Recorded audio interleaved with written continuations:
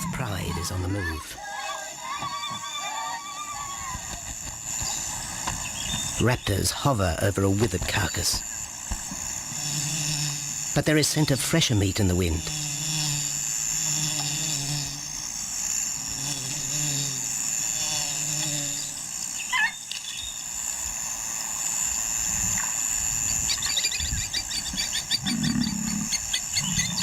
Pickings have been slim for Nabamba's pride since her fight with a startled warthog. The lioness is limping from the encounter. And even the pride's big male, Jabu, wonders when his next meal will come.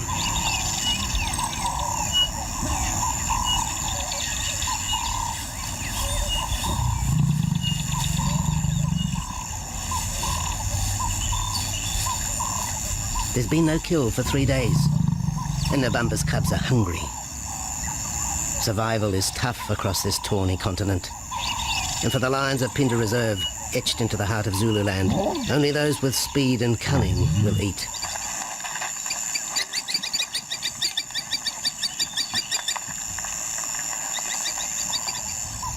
For this pride anyway, it's been a long time between meals.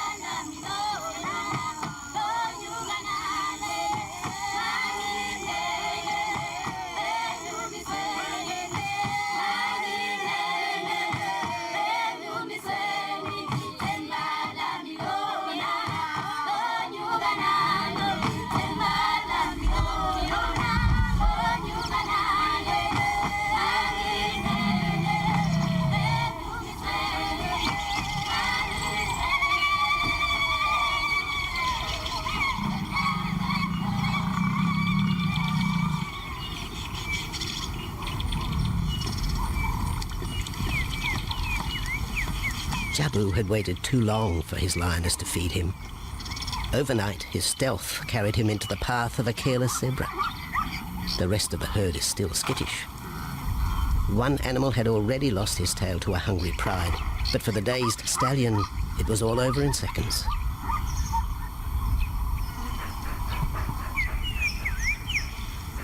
The big male watches his kill from a distance, exhausted by the chase, exhilarated by the sport.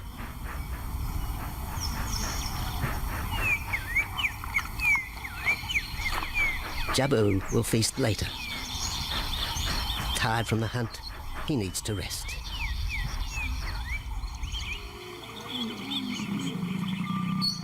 But his prey will be safe. Few scavengers will risk the sudden return of the Lion King.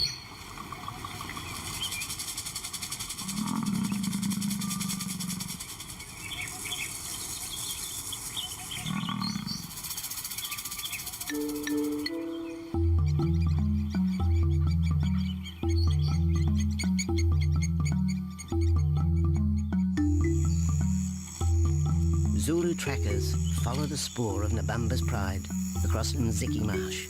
This vast tract of savanna is favoured by the lions in the dry air of winter, but it's a region also shared by Pinda's giraffe and white rhino population.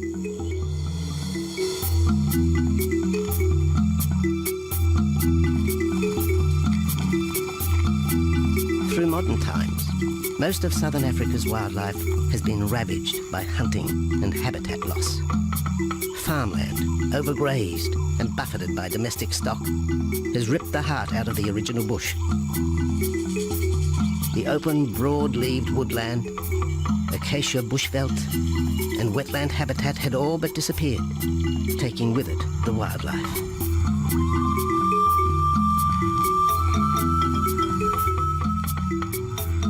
A few years ago, the Pinda project was born.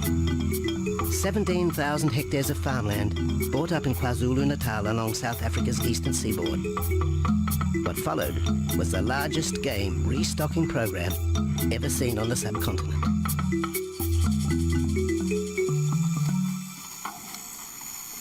The land was overgrazed to a certain extent and it wasn't in very good shape. They put all these farms together, put a perimeter fence around it, and then brought in a lot of game. I mean, we brought in elephant, we brought in rhino. We started off with those sort of animals and then started with cheetah, bringing in cheetah onto the reserve, mainly to get them used to the area before the lions came on, because the lion is a more superior predator as such and would dominate the cheetahs. We wanted to get them settled first before the lions came in.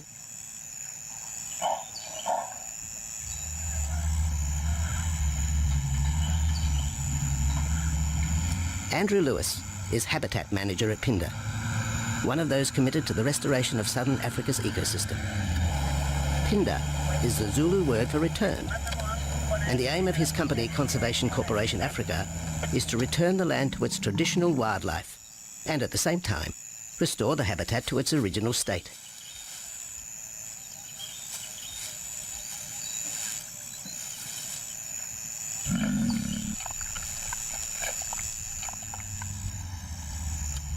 Phinda is cautiously open to top-level tourism, limited and luxurious. Dreams of extending the green frontier require funds, and the reserve's lion pride has already earned its keep.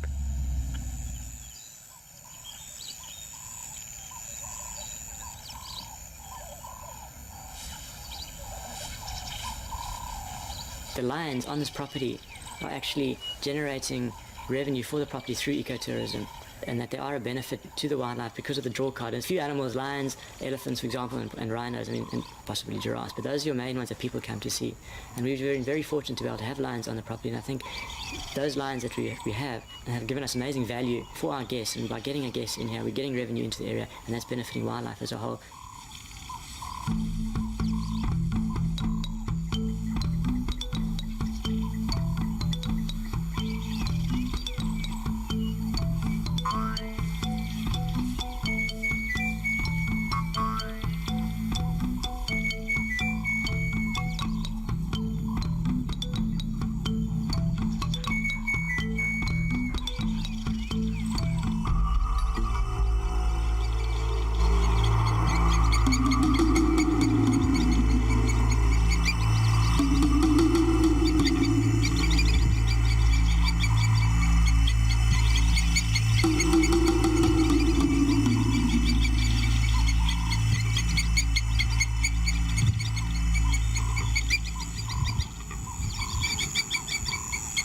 Jabu has returned to his kill.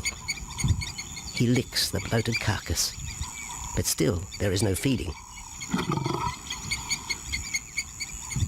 Lions will gloat over their prey, delaying the first bite until the meat ripens. For Jabu, the prospect of the meal is to be relished as much as the eventual feast.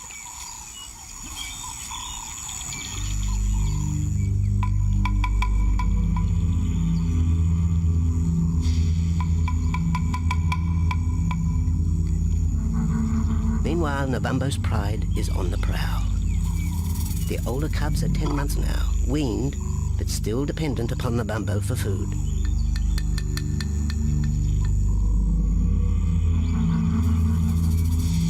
The cubs are learning to stalk, but they won't kill for another 6 months. Young male lions are usually ejected from the pride when they are about 2 years old. Fending for themselves, they form hunting groups with other isolated males. Nabambo's cubs aren't sure what to do with prey so close, but the lioness isn't far behind. Their time for hunting will come. Nabambo's 4-year-old daughter also lives with the pride. She is the mother of the group's youngest offspring, 7-week twins Umveli and Damana. The little cubs have been hidden since birth, and now stay close within the protective circle.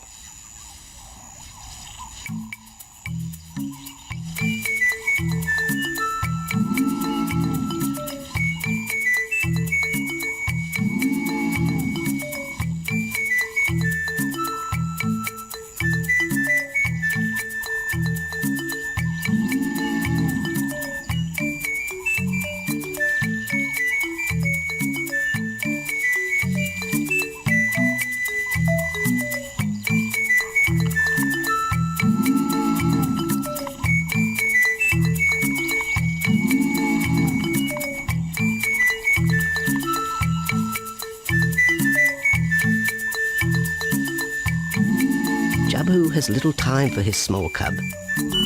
When he is older, Damana will hunt with his father, but for the moment, the big male has nothing to do with his young son. Dejected, the cub finds solace among his siblings.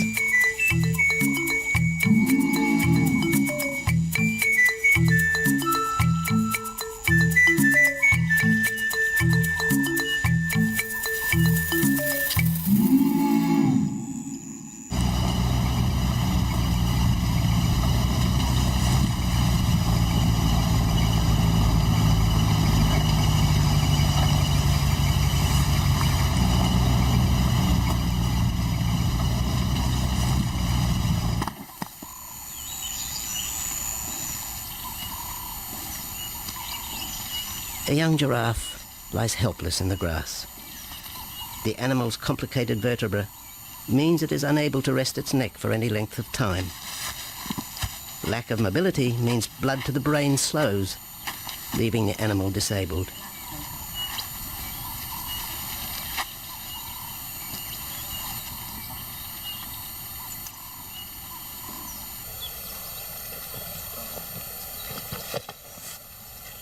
Efforts to lift the head fail, and rather than leave the giraffe vulnerable to predators, the young bull is shot by rangers.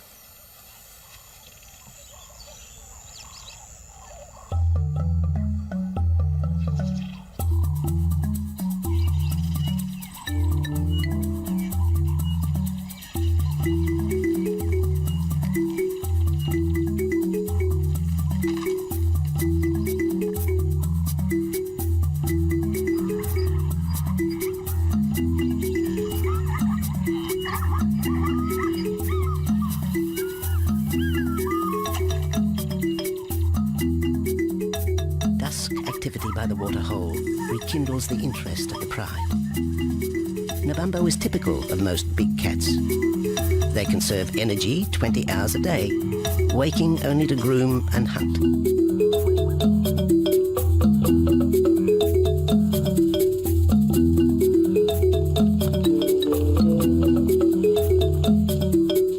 The lioness shows little sign of her injured leg, but the tusks of the warthog have torn sinew and muscle, slowing her in the pursuit of prey.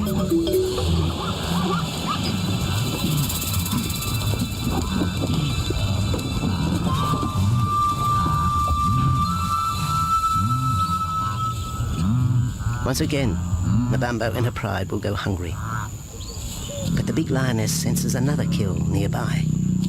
A young giraffe slain by humans will provide meat for her cubs. Leaving the pride, Nabambo follows the scent.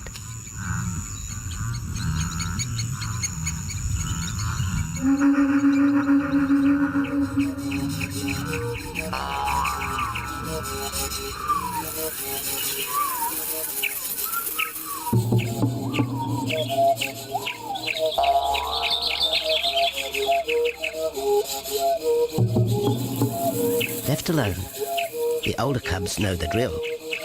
They will wait for Nabambo's call to take them to the kill.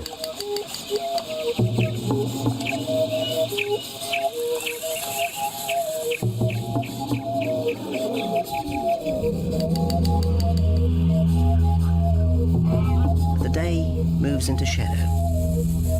The cubs are restless and a little afraid.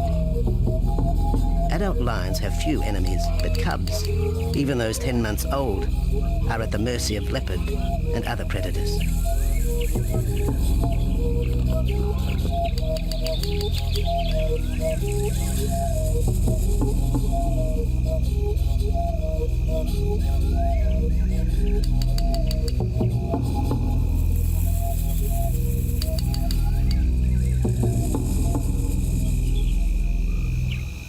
Nabambo has reached the kill, but her daughter is there first. Even though females hunt together, rivalry for the prey is fierce.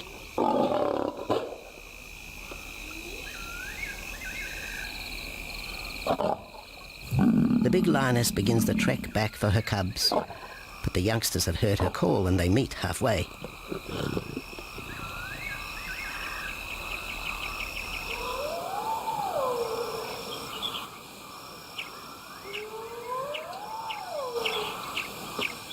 Nabambo settles herself in the long grass. The cubs are unfamiliar with her behaviour.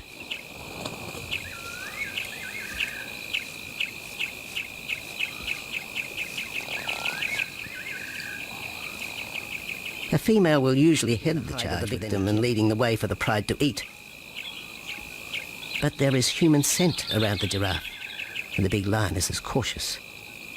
She watches her cubs, hidden, alert to any potential threat.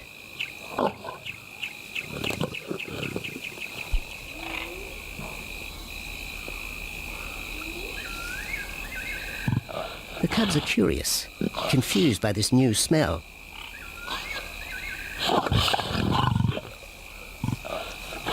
The lioness moves in for a final check, but she has already made up her mind. The carcass is tainted.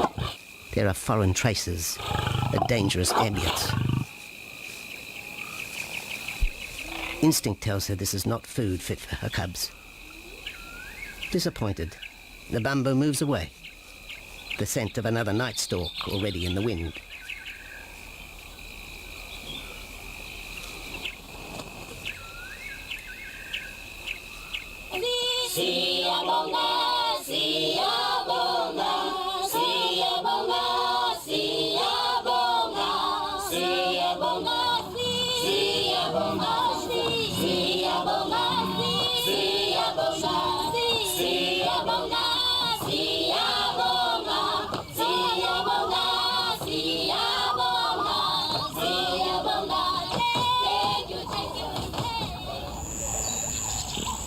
After 2 days, Jabu has returned to his kill with another younger male. 3-year-old Tembi is a son from a previous liaison with Nabumbo, and the two paired up after Tembi was ousted from the pride.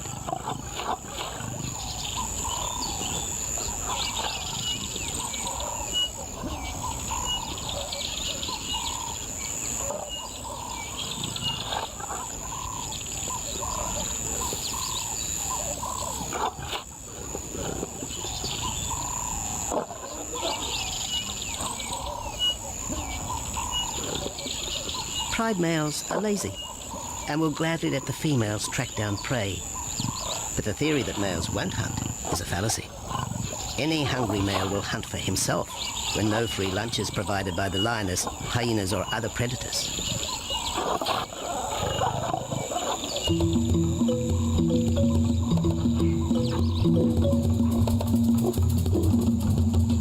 Smaller creatures scatter in the vicinity of the two lions, but there will be no hunting for a while. Bloated after the zebra kill, both males will sleep for the next day, oblivious of their surroundings.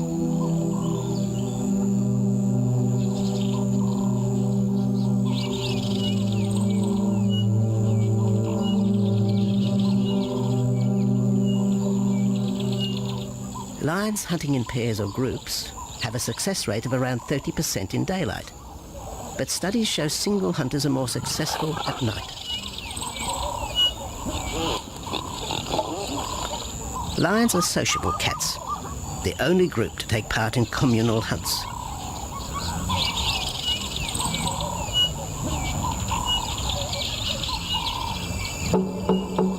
Ambush is an important part of the lion's strategy. Often one pride female will round up the prey from the front, driving it towards a second lioness.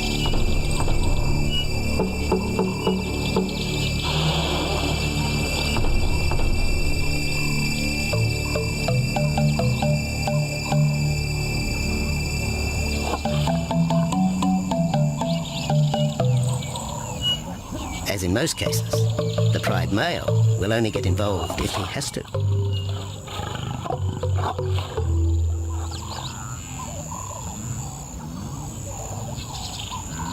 Accidents involving humans are rare in southern Africa's game reserves. Our primal fear of being eaten has been well documented, but in fact, lions seldom attack if they're not provoked. At Phinda, great care is taken to limit the number of people viewing game. Emphasis is placed on causing the animal as little stress as possible.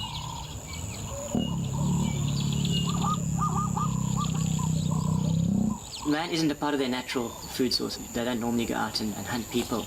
I think your lions are opportunists though, and I certainly think that if your lion is very hungry, under stress, I don't think they'll necessarily go out to hunt you down, but if you interfere with them, they'll certainly kill you. And there's a good chance they might eat you at the same time.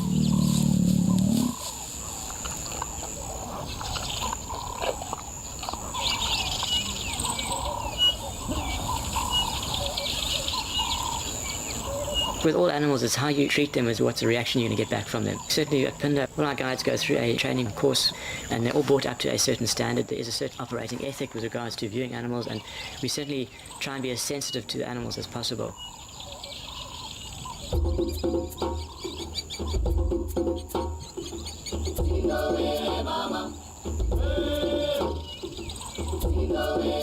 Cradled within the arms of the Ubomba Mountains and the Indian Ocean, Phinda covers one of the most diverse regions of Africa. Here are found 7 different ecosystems, from palm savanna and bushveld to rare sand forest and dense thorn bush, all restored from the pastoral belt which had swept down the east coast.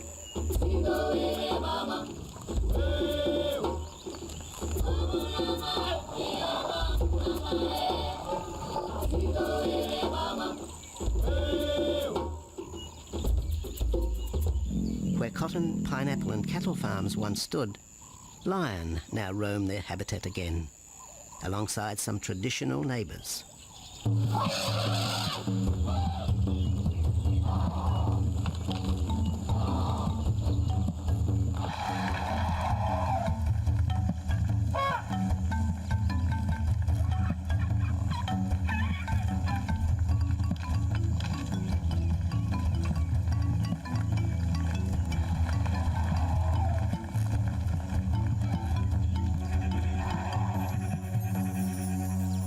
Phinda sees its responsibility to the region extending beyond restoration of habitat and wildlife. It provides schools and a clinic for the local Zulu community, as well as employment. In the eyes of Andrew Lewis, essential ingredients for a successful operation. It's very important to involve the communities around your reserve because they have to benefit as well. There's no point in just taking land, get some investors to invest in it, but if you don't allow the people who are on the periphery of that reserve to benefit from it, you're going to have an immense problem with poaching, and they're going to cut your fences down, and you're just going to have an uphill battle.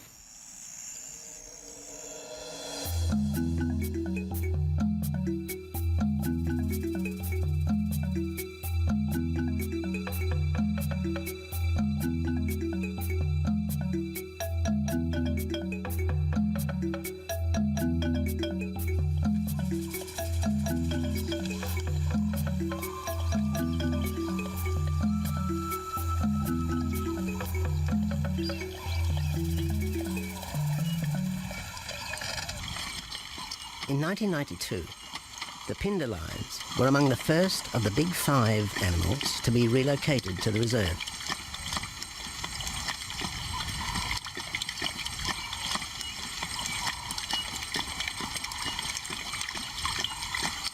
The original pride came from the northern province of South Africa, a vast scrubby region flanked by the ragged Drakensberg Mountains near the Mozambique border.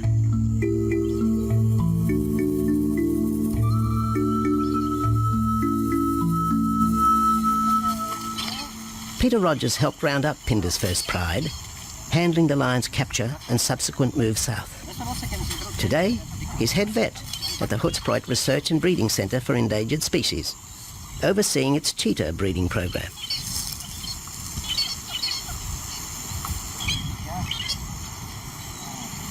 But it's the discovery of what's believed to be a long extinct strain of lion that has put Peter's centre on the map. We were involved in the rescue of these circus animals that came down through Africa and were abandoned in Maputo.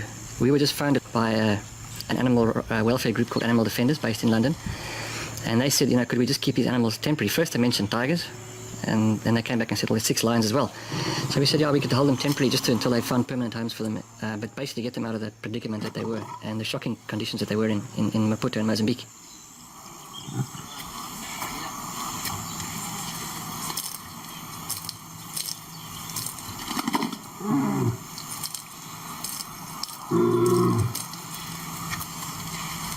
When the lions arrived at the breeding centre, their size, pale colouring, and the male's thick black belly mane put them into the category of the Cape or Barbary lion, not seen in the wild since the early 1920s. A few still exist in captivity, and a male and female were brought to South Africa from an Italian zoo for breeding purposes. But attempts to mate Akef, the big male from the ill-fated Mozambique circus, with the Italian female are proving difficult.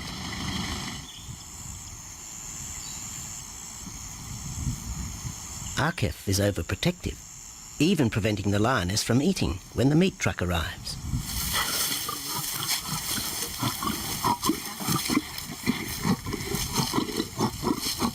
Finally, though, Sisi makes her breakthrough.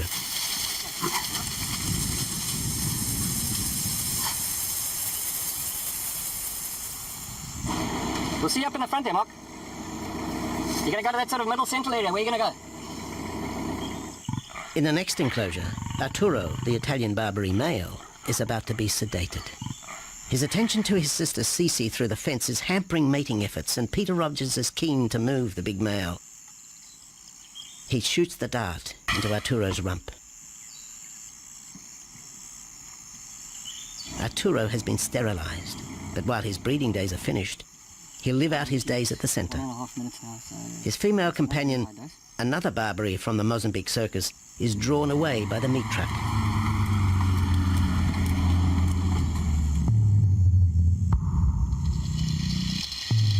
It's 20 minutes before the anesthetic takes effect.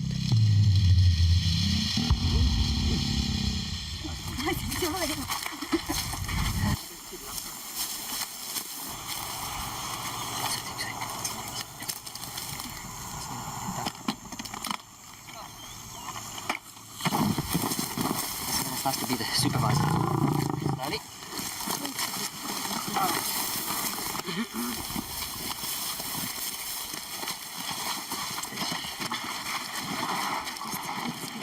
You need all your help at the bottom just to put him back into the cage, okay?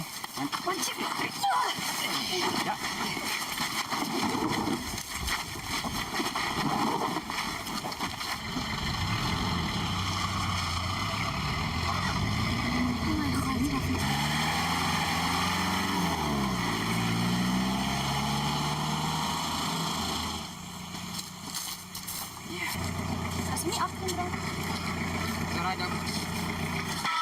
The anesthetic gives Peter Rogers and his team a chance to check over the 12-year-old lion. He'll spend a few weeks in this cage before being returned to his enclosure for observation. I still want to inject him and everything, Mark.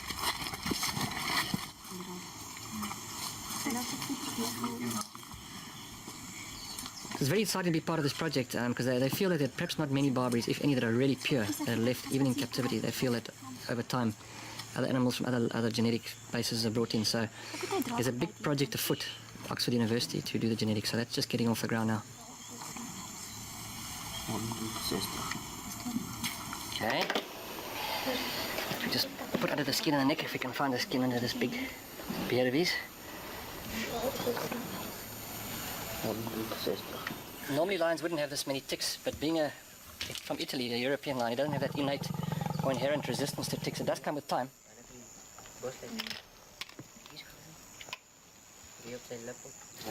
Like a bit of a bit like this. What we can do is put him in there and roll him over inside there. Immediate term now is to get these ones to breed. And we'll take it day by day from there and see how it goes. But the prime object initially was just to get these animals back into good health, and it's developed into something a lot bigger. There's a deadline here. Yeah.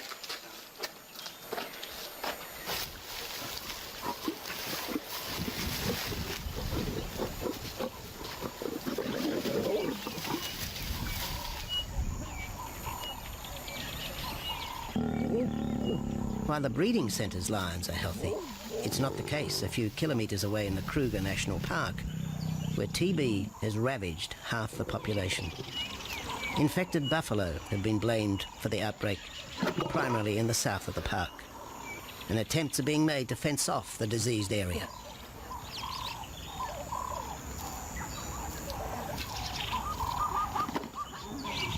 And the lions are preying on infected buffalo. Because it's an exotic disease, not an indigenous disease, the lions are totally naive and they've got no resistance to it. So it's a big problem. It's a very difficult decision to make as to what to do. It's a very topical and heated subject at the moment.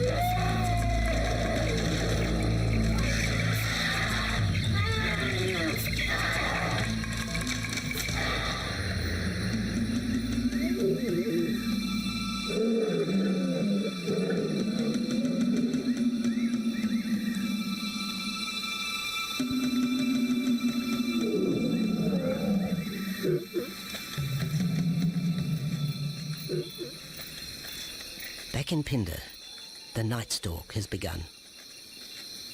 Nabambo keeps her cubs close. They're hungry, but tonight only Impala can be tracked down, a morsel for the lioness. Food is scarce at this time of year, so the pride's territory covers a large area. Lions can only afford to be territorial where there is a reliable supply of game.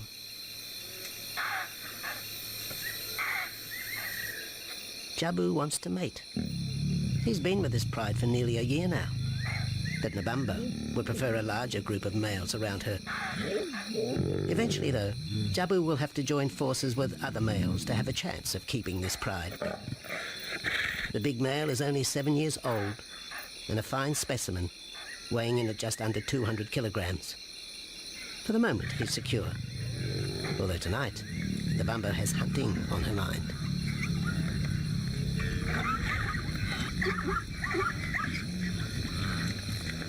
The cubs follow in the lioness's wake. If there is a kill, she will feed first. Often, weak cubs lose out to a hungry mother. High juvenile mortality rates are the result of lean times.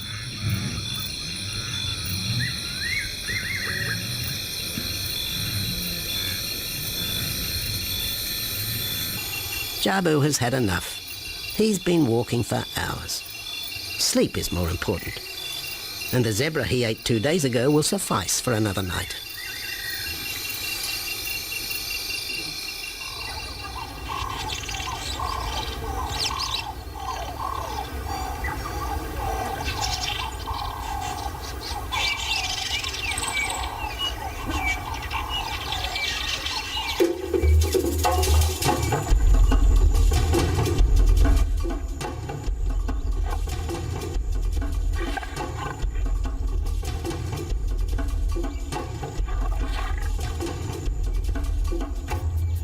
Nabambo has made a kill, a young Nyala buck. It's been 3 days since the pride has eaten, and this will provide meat for them all. But the lioness will eat first.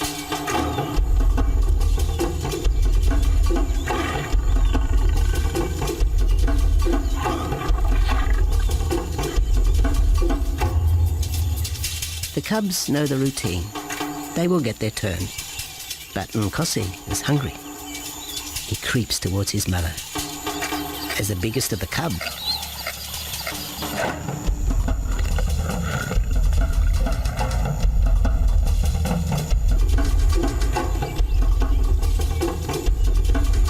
Nkosi watches.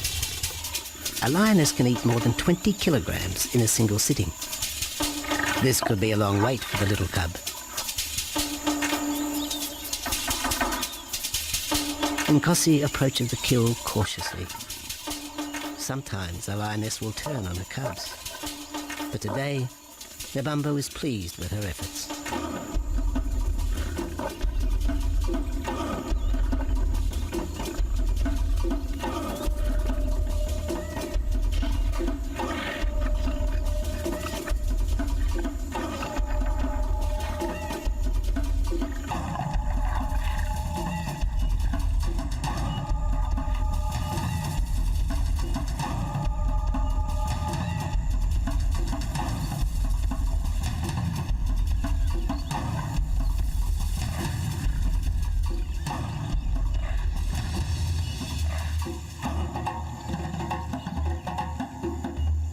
Nabambo has had her fill, for the moment anyway. Lions never eat the stomach of a kill. She will bury it before dragging off the carcass. This way, hyenas and other predators are thrown off the scent. The evidence has been buried. The carcass is no more.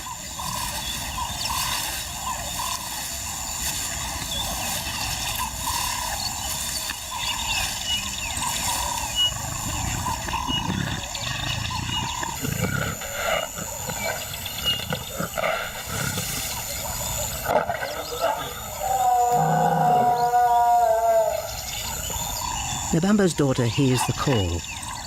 It is the second this morning. The first was the strangling cry of the Nyala as Nabambo broke the young buck's back. There was no struggle. The big lioness is a seasoned hunter.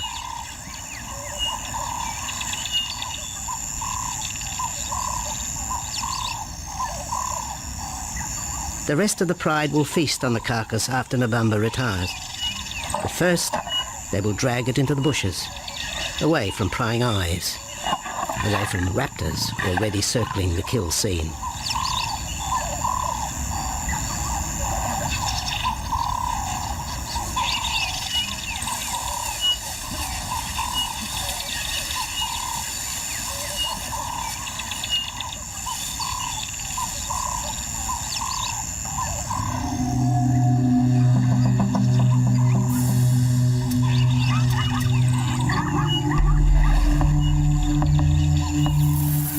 Kill has created a nervous edge.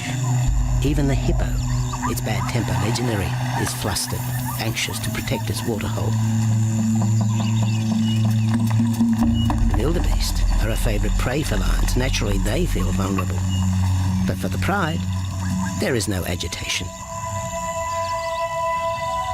Gorged, they will sleep for the next day. Even Mveli and Damano, the 7-week twins, have tasted blood for the first time. But it will be many months before they take part in a hunt. For the moment, they just want to play with Nkosi.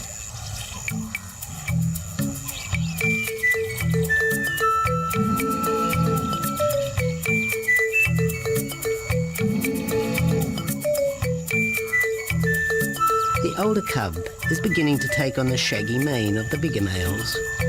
Within 18 months, he will be hunting with them, competing for his own pride. In the meantime, though, he has to contend with his young siblings.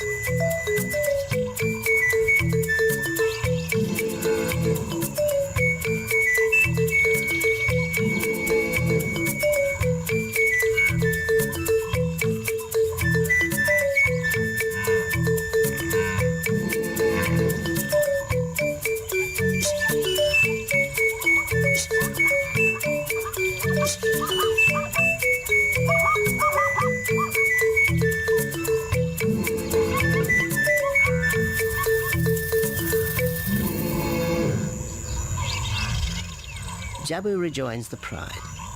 He has missed out on the kill, but he didn't share his zebra with the rest of the pride the previous day.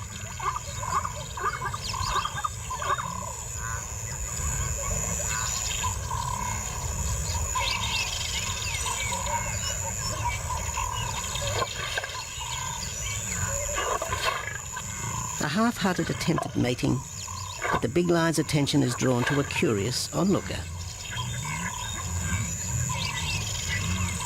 With the pride so close, the giraffe won't be sitting for long. Drinking and sitting is when they are at their most vulnerable.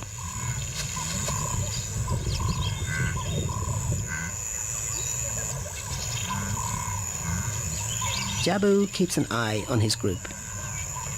Pride takeovers by other males are common, and savage fights can occur between the pride male and the intruder. If a takeover is successful, the new male will usually kill all the suckling young of his former rival.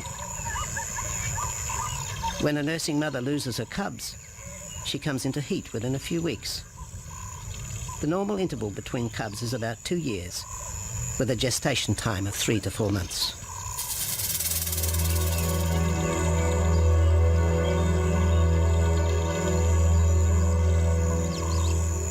Jabu marks his territory, but it may soon be all in vain.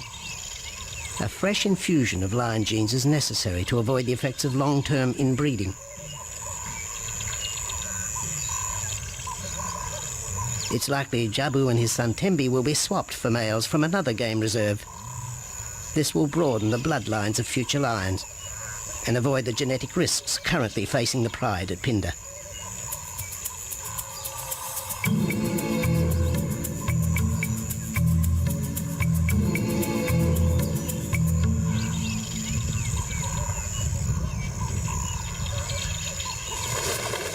Vultures have found the dead buck. but there is little left of the carcass. Nabamba and her pride have eaten. The big lioness tries to dislodge Inyala fur from her teeth. Tomorrow, the next day, there will be another kill.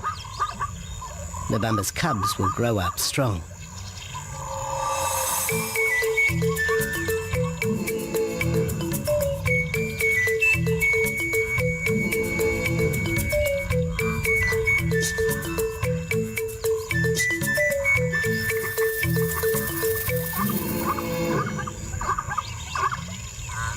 The lion is the greatest of all predators, the essence of all that is Africa. And yet, there are fewer than 50,000 left in the wild. The future for the species lies in managed reserves such as Phinda. Here in Zululand, the lion roams free for the first time since the beginning of this century. At Phinda, the philosophy has always been simple. Africa's wildlife land, undervalued and underutilized, is the continent's most precious natural resource. Focusing on the animals, their habitat and local communities is just the beginning of an African renaissance. Phinda is, after all, the Zulu word for return. Maybe, too, it's a chance for man to redeem himself just a little.